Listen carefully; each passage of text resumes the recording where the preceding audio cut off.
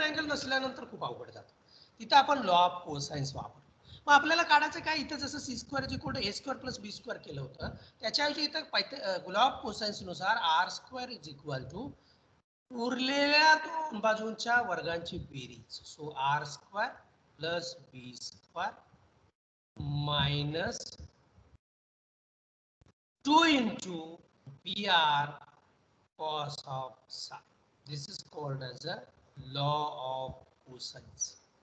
This is called as a law of cosines. हा standard formula आहे. जसा पायथागोरसचा तुमचा स्टँडर्ड आहे, कर्ण वर्ग बरोबर उरलेल्या दोन बाजूंच्या वर्गांची बेरीज, तसा हा स्टँडर्ड आहे. काय, आर स्क्वेअर म्हणजे अँगलच्या पुढची बाजू साय, सायच्या पुढची बाजू कोणती आहे, स्पेशल आर आहे. Special R square is equal to small R square plus B square minus 2br cosine of the साय.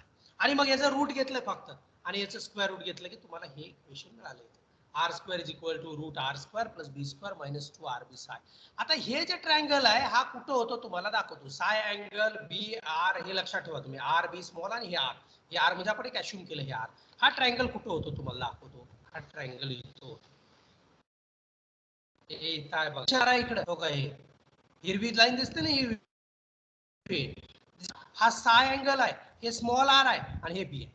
इथं जे आहे ना हे फेंट ब्ल्यू जे दिसत आहे that is a B, pink colour दिसतंय दॅट इज अ आर, आणि हे ग्रेन कलर दिसतंय हे स्पेशल आर, आणि हा अँगल साय आहे.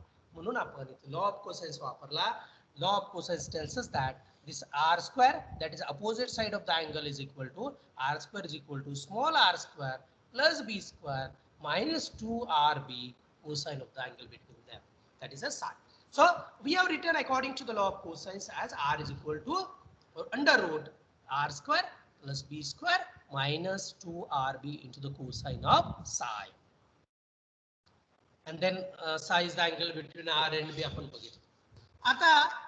आता मगाशी जसं मी तुम्हाला सांगितलं, जसं आपण फाय डॅश कंपोनंट लिहिला होता, इथं लिहिलाय बघा फाय डॅश कंपोनंट, तसं आपण काय असतंय, आपण आर कॅप आणि बी कॅप लिहू शकतो. कारण B lies in the X Y plane, R lies in the X Z plane. बघा आता तुम्ही R it is in the X Z plane, बरोबर आहे का, हे इकडं आणि हे इकडं, आणि B is this lies in the X Y plane. म्हणजे आपल्याला जे आर आणि बी ह्या इक्वेशन मध्ये आहेत, हे जे आहेत दोन, ते सगळ्यात महत्वाचं.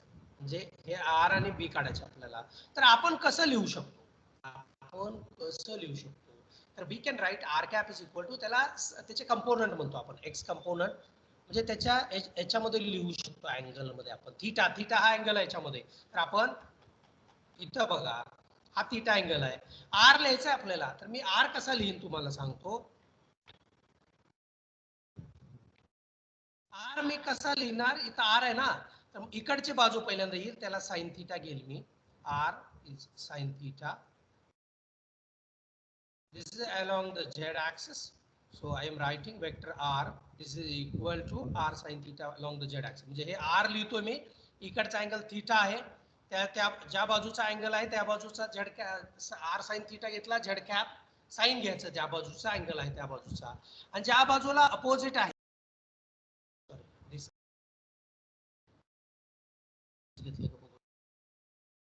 r sin theta x cap. Okay fine, आपल्याला लिहायचं आहे आर.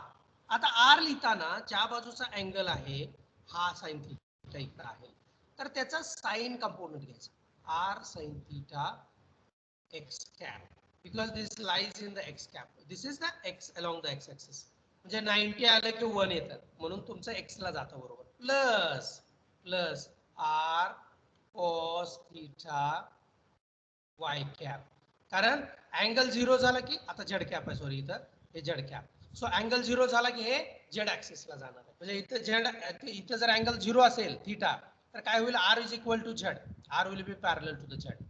आणि जर अँगल 90 π/2 झाला थीटा की हे इकडे येणार आहे. अशा पद्धतीने तुम्ही लक्षात ठेवायचं, कोणतेही कंपोनंट लिहित असताना आपण अशा पद्धतीने कोसाइन आणि साइन कंपोनंट लिहितो. So R is equal to R sine theta X cap plus R cos theta Y cap. आपल्याला इथे मिळालं बघा, R sine theta, R is equal to R sine theta X cap plus R cos theta Z cap. तसंच आपण हे component लिहू शकतो बीच्या संदर्भामध्ये. बी कुठून स्टार्ट झालाय,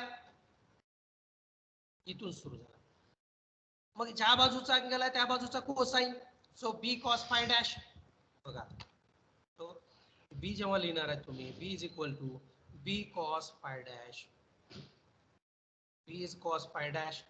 कुठल्या बाजूसाठी पाहिजे आपल्याला, कॉस असेल तर त्याची इकडची बाजू पाहिजे, झिरो जिथं होतं ते, x cap plus B sine phi dash. Sign म्हणजे पाय बाय 2 आहे, पाय बाय 2 म्हणजे इकडचा अँगल हा Y cap. So we have B is equal to B cos phi dash X cap plus B sine phi dash Y cap. आणि मग ते आपण इथं लिहिलं B is equal to B. हे अगोदर पुढे मागे लिहिलं तर चालतं, फक्त मी एक्स अगोदर लिहिण्यासाठी लिहिलेलं आहे ते. तुम्हाला तू कोणती एनॉलॉजी वापरली तरी चालू शकतो. So R is equal to R sine theta X cap plus R cos theta Z cap. B is equal to vector B is equal to B cos phi dash X cap plus B sine phi dash Y cap. आता आपल्याला ह्या किमती काढायच्या तिथल्या R बीच्या वगैरे, म्हणून मी साधा डॉट प्रोडक्ट घेतला, R dot B. R dot B, R dot B कसं असतं, R B, R dot B is nothing but R B त्याच्यामधला अँगल. आर आणि बी मध्ये अँगल आहे साय अँगल आहे. So R B cos sine. R dot B is always equal to R B cos sine. हे इथं बघा तुम्ही dot product मध्ये घेतले ऑलरेडी आपण, आर बी कॉस साइन. म्हणजे आता आर ची किंमत टाकली, आर ची किंमत काय वेक्टर आर ची, see this is the value for vector r. What is the value for vector r? This pink highlighted. So and what is the value for b? B is a green highlighted. Okay, fine. मग आता याच्यामध्ये किमती टाकून देऊ. R is a pink highlighted, so pink highlighted. B is a green highlighted, so green highlighted. So pink highlighted, pink highlighted, green highlighted, green highlighted, green highlighted. Okay, fine. आता त्याचा गुणाकार करायचा आहे.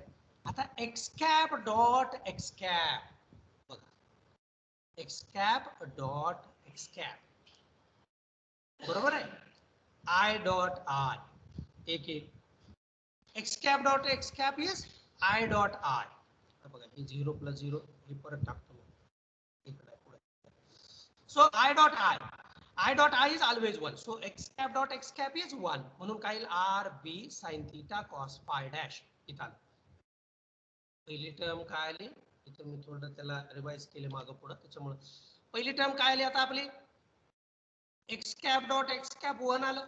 म्हणजे याचा प्रोडक्ट ह्या टर्मचा प्रोडक्ट याच्यासोबत घेतल्यानंतर हे X cap dot X cap 1 आलं, R B sine theta cos phi dash. So R B sine theta cos phi dash. आता X cap dot Y cap, I dot J is 0. So this term will automatically become, second product will become 0. आता z cap dot x cap, k dot I again 0, and z cap dot y cap again 0. So three terms are, whatever we have, r dot b is nothing but rb sin theta cos phi dash. R dot b is nothing but rb sin theta cosine of phi dash. You should keep in mind that is r dot b is equal to rb sin theta cos phi dash. कसं आलं मी तुम्हाला सांगितलं, x cap dot x cap केलं 1 आलं, x cap dot y cap 0 आलं, x cap z cap dot x cap 0 आलं, z cap dot y cap that is also equal to 0. So आणि हे सांगितलं मी तुम्हाला r dot b, डेफिनेशन आहे a dot b is equal to ab cos theta. मग त्याच्या theta इथं साय आहे, म्हणून आपल्याला r dot b is equal to rb, this r dot b, this is equal to rb cosine psi, and that is equal to rb sin theta cos phi dash.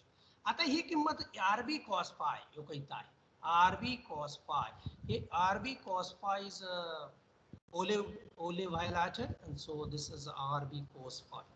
So this value is rb sin theta cos phi dash. So we have substituted in this equation the value of rb cos phi, that is rb sin theta cos phi dash from this equation. So rb sin theta. So we have r is equal to under root r square plus b square minus 2rb sin theta cos phi dash. आता next lecture पासून आपल्याला approximation बघायचे, खूप सोपं आहे, फारसा अवघड नाही. तर आपण मोठा आहे, 2 3 4 आहे आपल्याकडे सगळं, तर आपल्याला ते बघायचं आहे, ते आपण नंतर बघू हळूहळू. तर तुम्ही हे लक्षात ठेवायचं की कसं आलं काय आलं, थोडं अवघड आहे, थोडंसं तुम्ही व्यवस्थित लक्ष दिलं तर काही अवघड नाही. Let me stop the screen sharing.